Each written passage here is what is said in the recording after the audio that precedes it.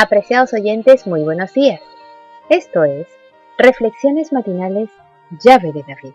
Nuevamente juntos y agradecidos a nuestro Padre Eterno por permitirnos compartir de su santa palabra en esta mañana.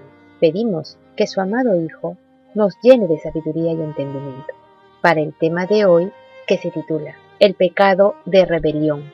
El texto bíblico lo encontramos en 2 Samuel, capítulo 15, verso 10, que dice: Entonces envió Absalón mensajeros por todas las tribus de Israel, diciendo: Cuando oigáis el sonido de la trompeta, diréis: Absalón reina en Hebrón.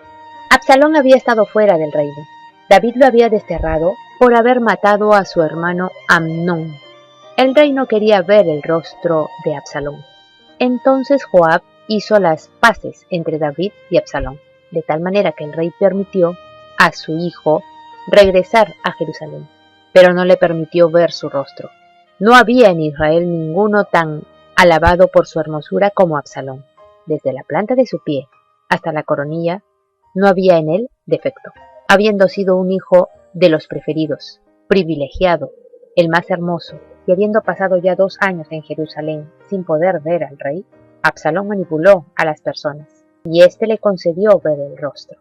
Una vez más pareció estar todo arreglado. David perdonó y besó a Absalón, y le concedió su petición. Pero aconteció después de esto que Absalón se hizo de carros y caballos, y de 50 hombres que corrieran delante de él. Y se levantaba Absalón de mañana, y se ponía en el camino junto a la puerta, y abordaba a todos los que venían junto al rey. Y así robaba a Absalón el corazón de los de Israel. Todo esto sucedió por espacio de 4 años. Al cabo de ese tiempo, Absalón preparó la conspiración contra el rey. Y la conspiración se hizo poderosa, y aumentaba el pueblo que seguía a Absalón. Y un mensajero vino a David diciendo: El corazón de todo Israel se va tras Absalón. En definitiva, Absalón poseía un espíritu de rebeldía y conspiración. Esto es algo subterráneo, es algo que se hace a escondidas. No se levanta uno en una mañana y decide conspirar contra el líder o ser desleal. Todo va desarrollándose paulatinamente en la persona que ha sido tocada por este espíritu. Y si algo no para esto, si Yahweh no revela eso y le pone un freno, entonces le llevará a través de todos esos pasos hasta la destrucción del ministerio, donde él está, y de su propia vida. Pero a todo esto, ¿qué decía el rey David? David, que recordaba siempre su propia transgresión de la ley de Yahweh, parecía estar moralmente paralizado, se revelaba débil e irresoluto, mientras que antes de su pecado había sido valeroso y decidido. Había disminuido su influencia con el pueblo, y todo esto favorecía los designios de su hijo desnaturalizado.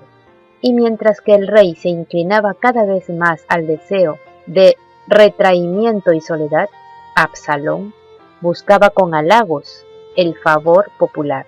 Día tras día se podía ver a ese hombre de semblante noble a la puerta de la ciudad, donde una multitud de suplicantes aguardaba para presentarle sus agravios en procura de que fuesen reparados. Absalón se rozaba con ellos y oía sus agravios, y expresaba cuánto simpatizaba con ellos por sus sufrimientos, y cuánto lamentaba la falta de eficiencia del gobierno. Mediante su belleza notable, don de gentes y bondad fingida, astutamente robó los corazones del pueblo. No poseía caridad en el corazón, sino que era ambicioso y, como lo muestra su historia, era capaz de echar mano de la intriga y del crimen para obtener el reino. Hubiese devuelto el amor y la bondad de su padre quitándole la vida. Fue proclamado rey en Hebrón por sus seguidores y los condujo en persecución de su padre. En realidad, no se presentan con detalles los minuciosos preparativos de la rebelión, pero es indudable que la conspiración había sido muy bien tramada.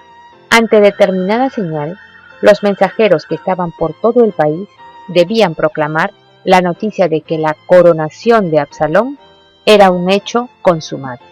Con humildad y dolor, David salió por la puerta de Jerusalén, alejado de su trono, de su palacio y del arca de Yahweh, por la insurrección de su hijo amado. El pueblo le seguía en larga y triste procesión como un séquito fúnebre.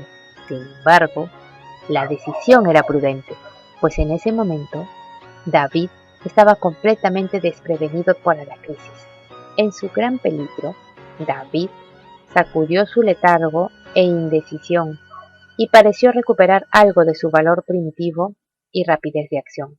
Los resultados demostraron que esto fue lo más acertado. Al huir, David ganó tiempo para preparar su defensa y el pueblo tuvo oportunidad para meditar en lo que haría.